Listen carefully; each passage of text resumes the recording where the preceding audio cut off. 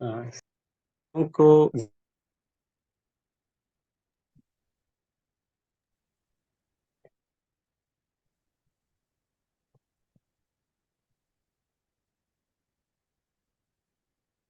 Usman, can you here? Okay, हाँ। ठीक है, सभी साथियों को जिंदाबाद। आज के इस महत्वपूर्ण सत्र में आप सभी का स्वागत है। जैसे कि आप स्क्रीन पर देख रहे हैं, आज के सत्र का विषय है जलवायु संकट और जो पूरा गर्मी की लहरें चल रही है, और इस संदर्भ में विशेष रूप से मजदूर समुदायों पर, श्रमिक समुदायों पर उसका क्या असर है, ये हम समझने की प्रयास करेंगे। और साथ साथ उसका समाधान क्या हो सकता है, एक पर्यावरणीय नजरिए से भी और श्रमिक आंदोलन के नजरिए से भी, ये भी समझने की कोशिश करेंगे। आज हमारे साथ चार वक्ता जुड़े हैं, वो सभी अनुभवी साथी हैं अपने अपने क्षेत्र में, तो अपने अनुभव और विश्लेषण के आधार पर वो बात रखेंगे। और सत्र का संचालन उस्मान करेंगे। उस्मान एक सोशियोलॉजी रिसर्चर है, और साथ में श्रमिक अधिकारों, लेबर राइट्स पर भी अध्ययन कर रहे हैं। अभी फोकस तरीके से, इनफैक्ट गल्फ में जो भारत के बहुत सारे श्रमिक गल्फ जा रहे हैं, उनके सवालों पर भी वो शोध कर रहे हैं। तो आप सभी का स्वागत है। As you can see, friends, on the poster, the title for today's session is Climate Crisis and Heat Waves, and the specific challenges that working class communities face. And there are a whole range of workers, in fact, be it sanitation workers or domestic workers, gig workers, construction workers, agricultural workers, NREGA workers. I mean, the heat wave, of course, impacts different communities, but there are also larger questions involved in this entire discourse. So we will understand both from ecological and working people's perspective, social justice perspective, as to how do we deal with this challenge. We have four speakers with us, and Usman would moderate the session. So over to you, Usman. Okay, am I audible? Yes, yes. Okay, great. Thank you Meera. जिंदाबाद सभी को। आज का session थोड़ा सा late, actually 12 minute, not too late. So मेरा नाम उस्मान है, जैसा मीरा ने बताया अभी। क्लाइमेट चेंज एक ग्लोबल फिनोमेना के रूप में हम लोग इसको समझते हैं, जो कि सही भी है। लेकिन वो सबको इक्वली अफेक्ट नहीं करता है। लोगों को अलग अलग तरह से, अलग अलग लोगों को अफेक्ट करता है। ये बात भी अभी तक सिद्ध है, लेकिन इसका एक्शन के रूप में इसको हम लोग ट्रांसलेट होते हुए नहीं देखते। उससे पहले मैं एक बात जस्ट कह दूं कि ये मीटिंग में हम लोग कोशिश करेंगे कि ज्यादातर हिंदी में बात करें, लेकिन हिंदी इंग्लिश मिक्स, जिसको जिस भाषा में कंफर्टेबल लगे उसमें वो कर सकते हैं। मैं दोनों ही भाषा इक्वली बुरी तरह से बोलता हूँ, तो अगर कहीं पे ट्रांसलेट करना होगा या किसी का सवाल है कोई, तो उसमें मैं मदद कर सकता हूँ। तो अलका जी, आपका हाथ उठा हुआ है। अभी अभी हम लोग पहला जो सेशन करेंगे वो for for the first hour लगभग, उसमें हम स्पीकर्स को बोलने देंगे। उसके बाद अगले घंटे में हम सवाल ले लेंगे लोगों से जो सब यहाँ पे जुड़े हुए हैं। This is my presence only here. Okay okay, I'm great. giving my attendance. Okay great. So quickly to 2 minute का बहुत छोटा सा इंट्रोडक्शन ऑन द टॉपिक, और फिर हम लोग स्टार्ट करते हैं। कि जैसे मैं कह रहा था, क्लाइमेट चेंज एक ग्लोबल फिनोमेना है। उसको कई बार लोग प्रेजेंट करते हैं कि हम लोग सब इसमें इक्वली शामिल हैं, लेकिन उसके इफेक्ट्स, उसके इम्पैक्ट्स इक्वल नहीं होते। तो और हम ये बात अभी साबित हो गई है कि उसके इफेक्ट्स खास तौर पे वर्कर्स, और खास तौर से पे वो वर्कर्स जो बाहर आउटडोर्स काम करते हैं, उन पे बहुत ज्यादा सीवियर हैं। और it affects not just the health, सिर्फ आपके स्वास्थ्य पर अफेक्ट नहीं पड़ता है, जिसके बारे में रिपोर्टिंग एक्चुअली आ जाती है कि अगर मौतें होती हैं हीट की वजह से, जो कि बराबर से रिपोर्ट वो भी नहीं होती हैं, लेकिन अगर हो जाती हैं तो उस पर रिपोर्टिंग आ जाती है कि अच्छा, हीट की वजह से, लू की वजह से इतनी मौतें हुई। लेकिन उसका एक बहुत सीधा सीधा जुड़ाव काम करने की क्षमता और लोगों की आमदनी से भी है। और सो हेल्थ, वर्क और क्लाइमेट चेंज, ये एक तरह से इन तीनों चीजों का जो जुड़ाव है, उसको हम लोग आज थोड़ा सा समझने की कोशिश करेंगे हिंदुस्तान के जो श्रमिक हैं उनके नजरिए से। तो इसी संदर्भ में अभी पिछले अप्रैल के महीने में एक ILO की रिपोर्ट आई थी, जिसमें उन्होंने बोला था कि दुनिया भर में 70% से ज्यादा वर्कर्स बढ़ती हुई गर्मी से ही एक्सेसिव हीट से अफेक्ट हो रहे हैं, उनकी हेल्थ अफेक्ट हो रही है। और ये इसका जो रेट है वो लगभग लगभग 1/3 बढ़ा है पिछले 20 सालों में, जैसे जैसे गर्मी बढ़ी है।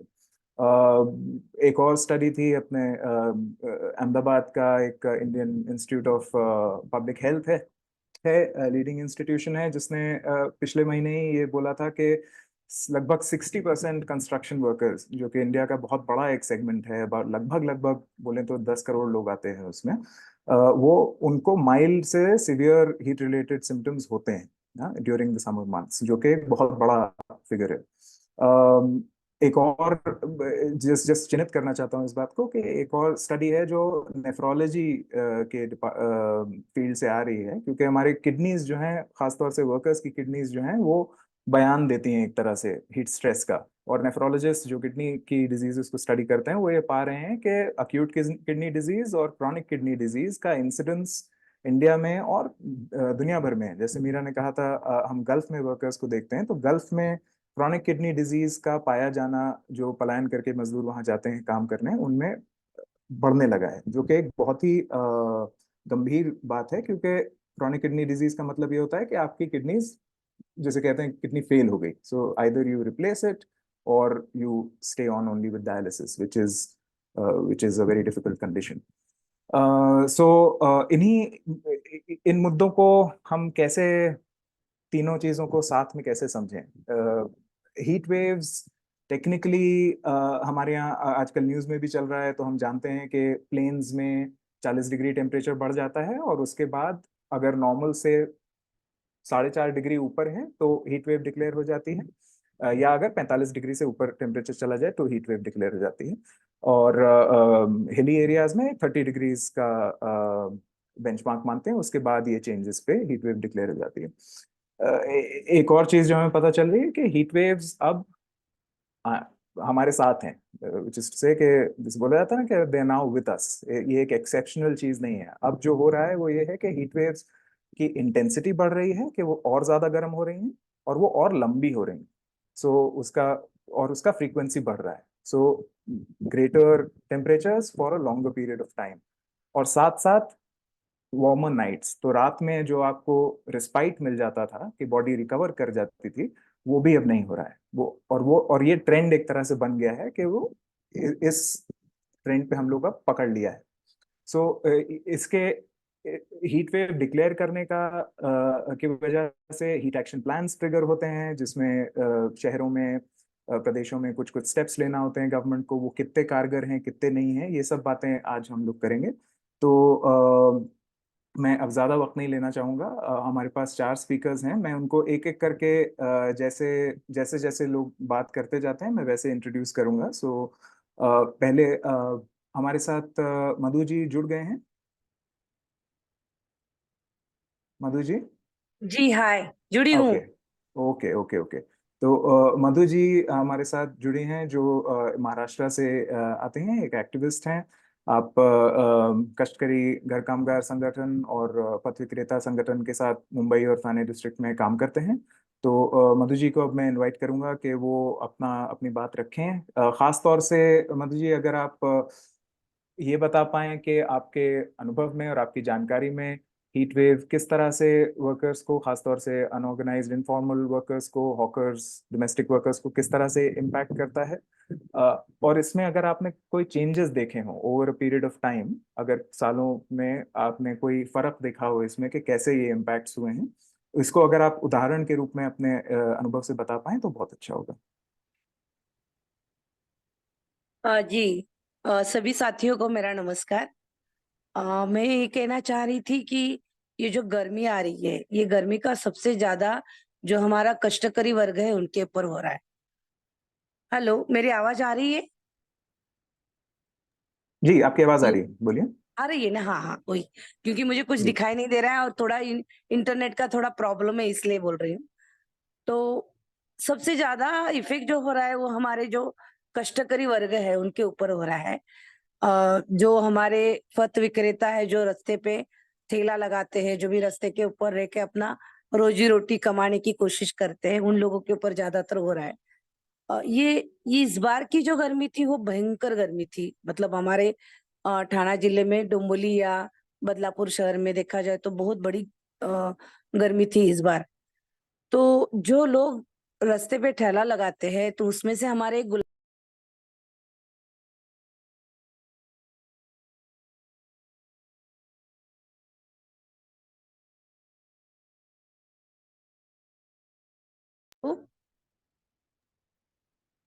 माधु हेलो, जी। जी जी आवाज जी। आ रही है मेरी? अभी आ रही है, बीच में थोड़ा सा टूट गया हाँ था, हाँ अभी आप बोलिए। हाँ हाँ हाँ। उनका जो मतलब वो जो ठेला लगाते हैं हमारे गुलाब जी है, वो फ्रूट बेचते हैं। तो वो जो दिन भर खड़े रहते हैं तो उनके शरीर पे ना पूरी तरह से लाल लाल मतलब उनकी जो स्किन है वो पूरी तरह से लाल लाल हो चुकी है।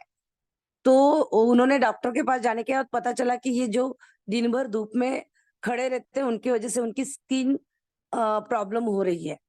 तो इस तरह से मतलब ये दिन भर और एक दूसरी बात ये है कि जब ये लोग मतलब सुबह से लेके शाम तक बैठते हैं तो सबसे बड़ी बात है कि धूप में लोग बाहर नहीं निकलते। वो चाहे सुबह 10 बजे हो, चाहे 8 बजे हो, या चाहे दोपहर के 2 बजे 2 बजे, तो कोई निकलता ही नहीं है। पर लगभग अभी देखा गया है कि शाम के 6-7 बजे भी कोई निकल नहीं रहा है बाहर, ये धूप की वजह से। तो सीधा उनके मतलब उनके आर्थिक के ऊपर प्रॉब्लम आ रहा है, उनका बिजनेस नहीं हो पा रहा है। तो ये सबसे मतलब ये सबसे बड़ी बात है कि उनका आर्थिक भी कहीं ना कहीं आर्थिक दृष्टया उनको तकलीफ हो रही है, और दूसरी एक शारीरिक दृष्टया उनको तकलीफ हो रही है, क्योंकि इतनी पूरी धूप में खड़े रह के लोगों का बदन जल रहा है। वैसे ही उसी तरह हमारी वावले ताई है डोमेस्टिक वर्कर, ये जो गर्मी में वो जब चलती है और एक दूसरे बिल्डिंग में जब जाती है तो उसको धाप लग रही है, मतलब उसको मतलब श्वास लेने के लिए तकलीफ हो रही है। तो ये गर्मी की वजह से देखा जाए तो लोगों के शारीरिक और आर्थिक दोनों के ऊपर बहुत परिणाम हो रहा है। और दूसरी बात ये मैं कहना चाहूंगी कि आजकल जो हो रहा है, मतलब जंगल मतलब झाड़, कहीं भी देखो कंक्रीट का शहर बन रहा है। मतलब हरियाली नष्ट हो रही है और कंक्रीट का पूरा जंगल बन रहा है, कंक्रीट की पूरी बिल्डिंग बन रही है। तो ये सबसे बड़ी दिक्कत है अपनी, कि हम लोग इस पर ज्यादा ध्यान दें कि किस तरह से ये मतलब ये जो रोकते हैं या रोक नहीं सकते पता नहीं है। पर वातावरण में बहुत सारी चीजें हो रही है, जो जंगल नष्ट हो रहा है अपना। हेलो। जी जी, तो बोलिए। जी, जी मेरी आवाज आ रही है ना? बराबर आ रही है, एकदम बराबर आ रही हाँ। तो ये जो वातावरण का बदल गया है, पूरा चेंज हो गया है वातावरण, तो सबसे बड़ी बात इन सब के लिए तो मेरा मेरा ये खुद का कहना है कि ये जंगल हम लोग झाड़ नष्ट कर रहे हैं, हम झाड़ लगाने की कोशिश नहीं कर रहे हैं। जहाँ पे हरियाली थी, मैं देख रही हूँ डोंबिवली में एक जमाना था जब मैं बचपन में थी तो वहां पे पूरी तरह से हरियाली थी। वहां पे खेती बेच दी गई है और वहां पे बड़े बड़े बिल्डिंग हो गए हैं। मतलब बॉम्बे सिटी, बॉम्बे में था ये सब चीज, पर बॉम्बे के बाहर के गांव भी अभी नष्ट हो रहे हैं। वो गांव में शहर का रूप धारण किया है। तो ये वातावरण में सबसे बड़ी मतलब एक चीज हुई है, और इसका इफेक्ट हम सब जीवन के ऊपर हो रहा है। जी मैं इतना कहना चाह रही हूँ। जी। Okay okay. तो एक तरह से मधु जी जो बात कह रहे हैं उससे जो हम लोग शुरुआत में बात किए थे कि आपका आर्थिक जीवन और आपका स्वास्थ्य किस तरह से एक उसका जुड़ाव समझ में आता है जब हम गर्मी का, इस तरह की गर्मी का इम्पैक्ट जब हम देख रहे हैं, वो उनकी बात से निकल के आता है। मैं चाहूंगा अभी सुभाष जी हमारे साथ हैं, उनको बुलाने के लिए, वो अपना बात रखने के लिए।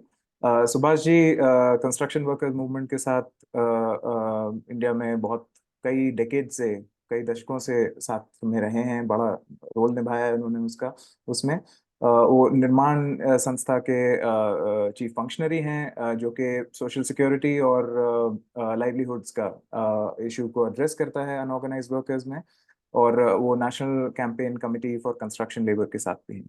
सुभाष जी, अगर आप अपना बात रख सकें, खासतौर से कंस्ट्रक्शन वर्कर्स के संदर्भ में। अभी ये इधर उधर मैं करूंगा तो काफी खराब हो जाएगी।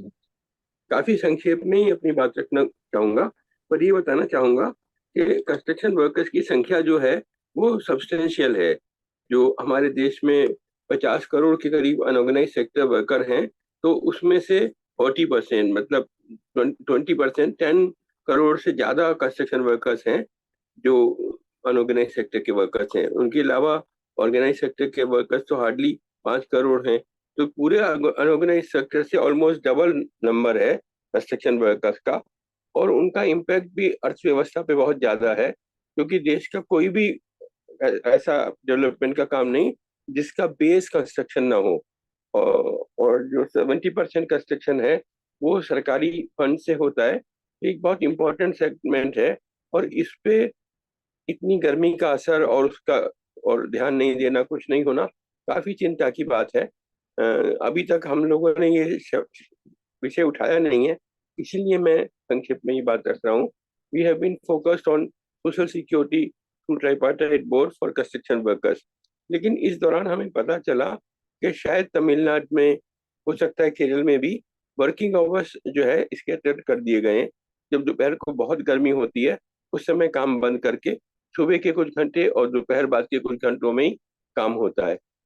इसी तरह से हमने सुना है, हमें उतनी ज्यादा फर्स्ट हैंड इंफॉर्मेशन नहीं है, आज उस्मान भाई ने भी कंफर्म किया ये बात, कि मिडिल ईस्ट में भी बहुत सारे कंट्रीज में जो जहाँ गर्मी बहुत ज्यादा होती है वहां पर भी वर्किंग आवर्स ऐसे हैं कि जो बीच में रोक दिए जाते हैं, ताकि एक्सट्रीम गर्मी में लोग काम नहीं करें, सुबह काम कर लें, दोपहर बाद काम कर लें। उसका कुछ पॉजिटिव निगेटिव इम्पैक्ट भी वो बता रहे थे। पर हमारी सोच ये है कि अब धीरे धीरे जब एनवायरनमेंट इतना चेंज हो रहा है और नॉर्थ इंडिया में भी गर्मी बढ़ने को है, बार बार यही प्रिडिक्शन आती है कि इस बार और गर्मी होगी और गर्मी होगी, तब हमें लगता है नॉर्थ इंडिया में भी जो ट्राइपार्टाइट बोर्ड्स हैं उनको, जो स्टेट गवर्नमेंट है उनको, और अगर सेंट्रल गवर्नमेंट इंटरवीन करना चाहे, इन तीनों को सोचना चाहिए कि कंस्ट्रक्शन वर्कर्स के लिए आवर्स फिर से स्कैटर्ड कर दिए जाएं, एक्सट्रीम गर्मी के समय काम को रोक दिया जाए। क्योंकि कुछ लोगों ने हमें कहा, गीता ने कहा तमिलनाडु से, हम कंफर्म करना चाहेंगे जो हमारे गुजरात के साथी हैं, क्योंकि एक बात वही साथी हैं जो सारा एक्सीडेंट का कंस्ट्रक्शन साइट का डेटा अच्छे से रखे हैं कई सालों से। तो गीता का यही कहना है कि दोपहर में ही दुर्घटनाएं जो होती हैं, गिरने की, बेहोश हो जाने की, ऊपर से गिर जाने की, ये ज्यादातर घटनाएं गर्मियों में होती हैं, गर्मियों की दोपहर में होती हैं। इसका मतलब डायरेक्ट ही इम्पैक्ट गर्मी का ही होगा। तो उसका ठीक से छानबीन भी होनी चाहिए और उसकी रेमेडी भी होनी चाहिए। इतनी बात मैं फिलहाल रखना चाहूंगा। कर गया क्या? जी नहीं सुभाष जी, मैं सुन रहा हूँ आपकी बात। हम सब सुन रहे हैं। एक चीज इसमें जस्ट क्लैरिफाई करना चाह रहा था कि रादर जो सुभाष जी ने बात बोली वर्किंग आवर्स बैंस की, वो उसी को बढ़ाते हुए कि गल्फ में तो है, उसके बारे में आएंगे। एनआरईजीए में फॉर इंस्टेंस भी ये प्रावधान है कि आप दोपहर के वक्त में, खासतौर से जब हीट हो, तो काम रोक दें, जो कि एक्चुअली बहुत सामान्य बात है। जो जो काम कर रहा होता है वो ये बात समझता ही है अपने आप से। और अगर उसको खुद ऑर्गेनाइज करने दिया जाए उसका वर्किंग डे, तो वो अपने आप को उस तरह से ढाल लेता है। उस हीट का इम्पैक्ट ऑन जो काम कर रहा है उसकी बॉडी पे दो चीजों से इफेक्ट होता है। एक तो ये हीट वेव है, जो एम्बियंट टेम्परेचर जिसके हम कहते हैं, जो एयर का बाहर जो तापमान है वो। और दूसरा, जब हम काम करते हैं तो हमारे अंदर एनर्जी जनरेट होती है, हमारी बॉडी हीट जनरेट करती है। तो एक जो अंदर मेटाबॉलिज्म से हीट जनरेट हो रही है और बाहर की जो हीट जनरेट हो रही है, जब बाहर की हीट बहुत ज्यादा हो जाती है तो बॉडी को अपना हीट डिसिपेट करने को नहीं मिलता है। It is not possible for the body to cool down effectively. So that's why blanket bands के साथ साथ ये चीज देखना कि जो आप काम कर रहे हैं उसकी क्या इंटेंसिटी है। सब काम एक जैसा नहीं है। अगर कोई बाहर शेड में बैठ के काम कर रहा है तो उसकी एक इंटेंसिटी है, अगर कोई बहुत हार्ड मैनुअल वर्क कर रहा है तो उसकी इंटेंसिटी ज्यादा है। उसको आपको बहुत और ज्यादा ब्रेक्स देने होंगे, उसको आपको मेक श्योर करना होगा कि वो एक वेंटिलेटेड जगह पे काम कर रहा हो, एक्सेट्रा। सो ये एक थोड़ा सा क्रिटिसिज्म है ब्लैंकेट बैंस का, कि जिसमें गल्फ कंट्रीज में वो एक तरह से, क्योंकि और ये बात गल्फ कंट्रीज में कहने के लिए ज्यादा जरूरी इसलिए भी है क्योंकि वहां पे सारा मैनुअल लेबर जो है वो बाहर से लोग आके कर रहे होते हैं, और उनको लेबर राइट्स ज्यादा ज्यादा लगभग ना के बराबर है वहां पे। तो वहां पे यूनियंस नहीं अलाउड हैं, एसोसिएशंस नहीं अलाउड हैं। तो उसमें उनका डिफेंस हमेशा ये होता है कि हमारे यहाँ तो ब्लैंकेट बैन्स हैं। और अगर आप गल्फ कंट्रीज में देखेंगे तो अलग अलग कंट्रीज में अलग अलग hours decided, so it is ad hoc decide कर दिया है उन्होंने कि किन घंटों में काम नहीं करेंगे। And that is the only solution that they have given for as far as protection against heat is severe heat is concerned. So ये काफी lacking है अपने आप में, लेकिन it is काम का इतनी गर्मी में काम करना, ये वो ban, the logic of the ban makes sense, but it just has to be implemented more scientifically. सुभा जी, एक चीज मैं आपसे और पूछना चाह रहा था कि आपने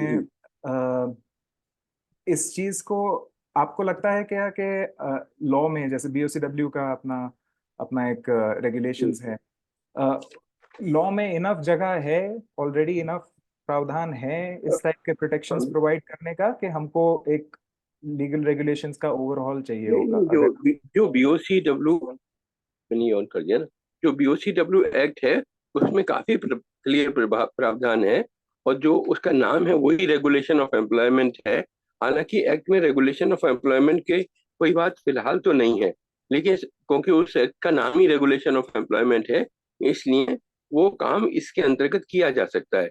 आपने जो ब्लैंकेट बैन की बात कही, मुझे उससे एक चीज ध्यान में आई कि दिल्ली में भी 2-3 बार ऐसा हुआ कि पॉल्यूशन बढ़ने पे जैसे धूल बढ़ती है वो कंस्ट्रक्शन को काम को बंद कर देते हैं, तो एकदम बेरोजगारी हो जाती है, बहुत प्रॉब्लम होती है।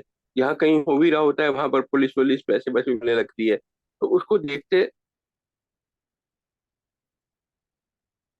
आप म्यूट हो गए हैं सुभाष जी।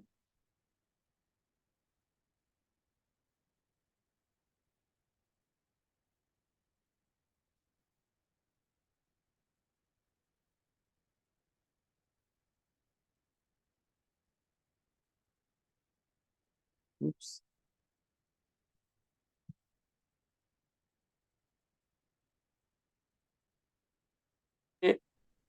इकोनॉमिकल है, फायदेमंद है उद्योग के लिए, उस तरह का वर्किंग आवर्स की चेंजेस करवाई जाए, तो वो आप लोगों के साथ समझ के जरूर चीज है जो हम भविष्य में बीओसीडब्ल्यू बोर्ड के द्वारा करवाए जाने पर उठा सकते हैं। उस्मान, एक मैं छोटा सा मेरा एक ये था, क्वेरी था कि मैं शकील बोल रहा हूँ दिल्ली से, कि ये जब ब्लैंकेट बैन होता है तो उसका असर वेजेस पे भी होता है? मतलब वेजेस बिल्कुल, जब बैन होता है, काम बंद हो जाता है तो काम बंद ही हो जाता है, तो मजदूरी थोड़ी मिलती है। नहीं, उतना आवर्स के लिए मैं कह रहा हूँ, तो मतलब हम मिडिल ईस्ट का क्या है और यहाँ का इंडिया का कैसा है? शकील भाई, इसको हम लोग इसमें क्वेश्चंस जब लेंगे तब एड्रेस कर लें, जी जी, क्योंकि इसमें थोड़ा सा क्लैरिफिकेशन लगेगा, तो वो बात एक्चुअली एक तरफ को चली जाएगी, but I have made a note, I will definitely address it in the questions. Hello, इसमें सुभाष जी ने जो बोला है ना, इसमें एक बात मैं ऐड करना चाहता हूँ, जो आप परमिशन दे दो। मैं विपुल पंड्या अहमदाबाद से बोल रहा हूँ। हाँ, मैं यही चाहता था, ये चीज विपुल बताएं तो ज्यादा अच्छा बता सकते हैं। जी विपुल जी बताइए। देखो, ये बीओसीडब्ल्यू में तो कोई क्लियर कट तो वो नहीं है कि हिट वेव में क्या करना चाहिए क्या नहीं करना चाहिए, लेकिन जो अथॉरिटी है, जो एक्ट को इम्प्लीमेंट करने वाली अथॉरिटी है, वो लास्ट 2 ईयर्स से ये लोग एक ऐसा नोटिफिकेशन निकालते हैं, एडवाइजरी है ऐसे में कहा जाए तो, कि दोपहर में 12 से 4 तक जो है कंस्ट्रक्शन वर्कर्स काम नहीं करेंगे। तो ये जो है हमारा direct industrial safety and health department जो है उन्होंने जारी किया था, लेकिन 2024 में उन लोगों ने जारी नहीं किया। लेकिन हमारे यहाँ अहमदाबाद म्यूनिसिपल कॉर्पोरेशन ने 15 दिन पहले एक नोटिफिकेशन, एक एडवाइजरी नोट निकाला है कि भाई कोई भी कंस्ट्रक्शन साइट दोपहर येलो अलर्ट जब होगा तब कहीं भी जो है 12 से 4 काम नहीं होगा, और मजदूरों को जो है ठंडा पीने का पानी, बटर मिल्क वगैरह प्रोवाइड करना होगा। तो ये जो है उन लोगों ने जारी किया है। तो हम लोगों ने, हमारी यहाँ की स्टैंडिंग कमेटी है, इसके चेयरमैन को मिले और बोला कि भाई आपने ये तो आपने जारी कर दिया, लेकिन इम्प्लीमेंटेशन कहाँ होता है, कैसे होता है, ये आप कैसे करेंगे? तो बोले कि एस्टेट ऑफिसर के पास पावर है। तो ये चीज है, हमने जो डॉक्टर्स को भी मिले और काफी उन लोगों ने पर्चा भी निकाला है। और यहाँ हमारे शहर में कंस्ट्रक्शन वर्कर्स को क्या करना चाहिए और क्या नहीं करना चाहिए गर्मी में, वो बहुत बड़े होर्डिंग्स भी जो है अलग अलग जगह पे लगाया हुआ है। तो ये है सेफ्टी के बारे में। और दूसरी मैं कहूँगा कि जब इस प्रकार का होता है तो सबसे बड़ी बात है मजदूरों की आमदनी पे बहुत बड़ी असर होती है। तो मुझे लगता है कि जो हमारा वेलफेयर बोर्ड है, इसमें हमें एक डिमांड ये भी करना चाहिए कि भाई क्लाइमेट चेंज अलाउंस भी मिलना चाहिए। ये मेरी बात है। Thank you. शुक्रिया विपुल जी। नहीं, ये पॉइंट्स बहुत जरूरी है एक्चुअली, ये कॉम्पनसेशन का बात, एंड जो आप कह रहे हो इंटर डिपार्टमेंटल सिनर्जी चाहिए होती है इसको, इस ऐसे इशू को टैकल करने के लिए। ये दोनों पॉइंट्स बहुत जरूरी है। थैंक यू आपको ये पॉइंट्स रखने के लिए। अभी हम साथियों कोशिश ये करते हैं कि जो 2 स्पीकर्स बचे हुए हैं हम उनको पहले पूरा सुन लें, उसके बाद सवालों पे और किसी को अगर टिप्पणियां करनी हो तो उसके बाद हम आ जाएं। तो इसी सिले में मैं मेघना को इनवाइट करना चाहूंगा। मेघना हैदराबाद बेस्ड एक रिसर्चर हैं, वो हैदराबाद अर्बन लैब के साथ काम करती हैं, जहाँ पे उन्होंने एक मल्टी कंट्री स्टडी में भी हिस्सा लिया था, जिसमें वो लोग अर्बन कॉन्टेक्स्ट में, डिफरेंट अर्बन कॉन्टेक्स्ट में हीट का क्या इम्पैक्ट रहा है, उसका परसेप्शन और उसके इफेक्ट्स को उन्होंने स्टडी किया। और खास तौर से हैदराबाद में वो इनफॉर्मल सेटलमेंट्स में क्या इम्पैक्ट का, हीट का इम्पैक्ट रहा है, सीवियर हीट का, वो स्टडी करते हैं और एक डिजास्टर रिस्क रिडक्शन का फ्रेमवर्क पे बनाने में मदद कर रहे हैं। तो मेघना, over to you. Hi, can you hear me? Because I don't have, I just want to see if the quality is fine. Yes, we can hear you, we can see you. Yeah, I'll just share my screen. मैंने एक presentation बनाया है, तो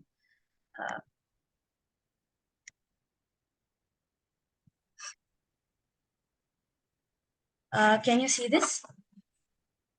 सबको दिख रहा है क्या? Yes. Okay. तो मेरा मदर टंग हिंदी नहीं है, तेलुगु है, तो थोड़ी मुश्किल लग रही है, मतलब हिंदी में बात करने का। ट्राई करूंगा, पर वो थोड़ा टाइम लगेगा, और माफी चाहती। सो जैसे उस्मान ने बोला है, मैं अर्बन एरिया में काम करती हूँ, हैदराबाद जो एक सिटी है उसमें काम करती हूँ। तो पहले एक बार अर्बन हीट आइलैंड इफेक्ट क्या होता है वो आपको एक्सप्लेन करके फिर हम बढ़ेंगे। तो अर्बन हीट आइलैंड जो है वो स्पेसिफिकली अर्बन एरिया, मतलब शहर का स्पेसिफिक इफेक्ट है जो शहरों में होता है। ये जैसा माधु जी ने बोला, जो हरियाली है, जो ट्रीज है, जो ग्रीन कवर है, ये सिटीज बढ़ने से ये घटते जाते हैं, क्योंकि बिल्डिंग्स या रोड्स, फ्लाईओवर्स, ये सब कंक्रीट बिल्ट अप एरिया आता है। तो इसमें और ह्यूमन एक्टिविटी बढ़ती जाती है, तब हम व्हीकल्स यूज करते हैं और एयर कंडीशनर्स और तरह तरह के अप्लायंसेस यूज करते हैं। और इस वजह से क्या होता है, वो हीट इस शहर में ट्रैप हो जाता है, क्योंकि जब ये मटेरियल्स देखते हो आप, एसफाल्ट है, कंक्रीट है, ब्रिक्स है, ये सब हीट को अब्सॉर्ब करके रखते हैं। और एयर जो है हमारा, हवा इतना वो हॉट होता है, पर उसको इतना अब्सॉर्ब करके नहीं रखता। उसको रिलीज करने में भी एयर थोड़ा जल्दी रिलीज करता है, पर ये जो मटेरियल्स है, ये मटेरियल्स बहुत टाइम तक ये इसको रखते हैं। तो हमको जब देखते हैं नाइट टाइम टेम्परेचर्स बहुत बढ़ गए, नाइट टाइम टेम्परेचर्स भी बहुत बढ़ गए हैं हमारे शहरों में, वो नीचे नहीं आते हैं, मतलब वो लो नहीं होते। ये है क्योंकि ये बिल्डिंग्स ये ग्लास बिल्डिंग्स या ये कंक्रीट बिल्डिंग्स, इसका कलर भी आप देखो तो ब्लैक या ग्रे होता है, तो इस वजह से बहुत हीट अब्जॉर्ब करके रखते हैं। सो इस वजह से क्या होता है, जब हम देखते हैं हीट हॉट हवा जो है वो ऊपर जाता है, पर इस वजह से वो और क्योंकि बिल्डिंग्स बहुत आसपास रहते हैं और उनका एयर फ्लो नहीं होता है, हवा प्रॉपरली फ्लो नहीं होता, तो इस वजह से हॉट एयर भी ऊपर नहीं जाती। हॉट एयर भी हमारे आसपास बिल्डिंग्स के आसपास नाइट टाइम पे भी रहता है। तो इस वजह से हमारे टेम्परेचर्स बढ़ते हैं और हम एसी या एयर कंडीशनर यूज करना स्टार्ट करते हैं। इस वजह से भी ये एक साइकिल होता है, ये एक विशियस बुरा साइकिल होता है, क्योंकि एयर कंडीशनर्स और ये अप्लायंसेस की वजह से हम हीट बढ़ता है और ये अर्बन हीट आइलैंड इफेक्ट को ये कंट्रीब्यूट करता है। और अर्बन हीट आइलैंड बढ़ने से हम और भी एसी यूज करते हैं, तो ये एक साइकिल हो गया, एक सर्कल हो जाता है। तो हम जब हीट को और वर्क को देखते हैं, फिर से एक फिजिक्स का कॉन्सेप्ट छोटा सा, हमारे बॉडी जो है वो जैसा कूल डाउन होता है, मतलब कूल डाउन कैसा होता है, वो हॉट बॉडी से कूल बॉडी तक डिसिपेट होता है हीट, पर ट्रांसफर होता है हीट हमारे बॉडी से एयर को। पर जब एयर टेम्परेचर्स ही बहुत ज्यादा होते हैं, तब हमारे बॉडी में से हीट जो है वो डिसिपेट नहीं होता, वो एस्केप नहीं होता एयर को, क्योंकि एयर टेम्परेचर्स भी बढ़ जाते हैं। अभी हैदराबाद में 41 अब तक 41 था, और अभी अब देख सकते हैं कि टेम्परेचर्स 43 तक भी पहुंच रहे। तो इस वजह से हम हीट को डिसिपेट नहीं कर सकते। और जब हम शारीरिक वर्क करते हैं, शारीरिक फिजिकली स्ट्रेन्यूअस लेबर जो बहुत डिमांड करता है हमारे फिजिकल हमारे बॉडी से, तब हमारे बॉडीज भी एनर्जी बहुत प्रोड्यूस करते हैं, एनर्जी और हीट। तो इस वजह से हीट बढ़ जाती है बॉडी की। तो समर में जब एयर टेम्परेचर भी बहुत है और हीट बॉडी का टेम्परेचर भी बढ़ रहा है, क्योंकि आप बहुत काम कर रहे हो, श्रम बहुत शारीरिक काम कर रहे हो, तब और भी बड़ा प्रॉब्लम्स आ सकते हैं, जैसे कि हीट स्ट्रेस, जैसे कि हार्ट प्रॉब्लम्स, पैल्पिटेशंस या हीट स्ट्रोक, किडनी प्रॉब्लम्स, जैसे उस्मान जी ने बोला। तो ये हीट प्रॉब्लम्स आ सकते हैं, और ईच एवरी एपिसोड, मतलब एक बार आपको हीट स्ट्रेस की एपिसोड आई, तो नेक्स्ट टाइम और भी आप वल्नरेबल हो, मतलब नेक्स्ट टाइम जब आएगा तब और भी बड़ा इफेक्ट होगा आप पे। तो अब जब हम वर्कर्स को देखते हैं, और अनपेड डोमेस्टिक वर्क भी, जो विमेन घर में जो काम करते हैं, अपने घरों में जो काम करते हैं, वो बहुत हीट प्रोड्यूसिंग, जो हीट बहुत प्रोड्यूस करता है और हीट बहुत रेडिएट करता है, रिफ्लेक्ट करता है, वो मटेरियल्स के आसपास वर्क करते हैं। मतलब आप कंस्ट्रक्शन वर्कर्स को देखें तो बहुत कंक्रीट रहता है, और कंक्रीट से हीट बहुत रिफ्लेक्ट होता है। और जब आप डोमेस्टिक वर्क जो करते हैं उनको देखो तो कुकिंग करते हैं, और कुकिंग के वजह से बहुत और भी हीट प्रोड्यूस होता है, और उनका हीट स्ट्रेस बढ़ता है उसके वजह से। तो इस स्टडी हमने जो करा है सिंगरेनी कॉलोनी में, जो हैदराबाद में है, वहाँ हम लाइवलीहुड्स में क्या इफेक्ट है वो देखे। तो हॉकर्स या स्ट्रीट वेंडर्स जो है, उनका प्रॉब्लम है कि वो डायरेक्ट हीट के नीचे रहकर वेजिटेबल्स और फ्रूट्स सेल करते हैं, और इसका उनके बॉडी पे ही असर नहीं है, पर वेजिटेबल्स और फ्रूट्स पे भी, वो बहुत फास्टली स्पॉइल हो जाता है, तो उनका लाइवलीहुड पे बहुत प्रॉब्लम है, उनका प्रोड्यूस जो है वो स्पॉइल हो जाता है, खराब हो जाता है। तो सेम टाइप का मीट शॉप ओनर्स भी आप देखो तो बहुत मीट शॉप ओनर्स के पास फ्रिजेस नहीं होते, रेफ्रिजरेटर्स थोड़े लोगों के पास होते हैं। तो ये भी मीट भी स्पॉइल होना एक प्रॉब्लम है जो हमने देखा है। और दूसरा प्रॉब्लम ये है ऑटो ड्राइवर्स और गिग वर्कर्स जो जो दिन भर ड्राइविंग करते हैं और मोस्टली ये लोग बाइक्स पे रहते हैं या ऑटोज चलाते हैं या कैब्स चलाते हैं। पर बहुत सारे कैब्स में एसी भी चलाना उनके लिए एसी चलाना बहुत महंगा पड़ता है। तो वो बस जब पैसेंजर्स आते हैं तब वो एसी चलाते हैं। तो जब उनको देखोगे आप, हम ये फाइंडिंग आया है कि ऑटो ड्राइवर्स उनके वर्किंग आवर्स हाफ से भी ज्यादा से कम करें।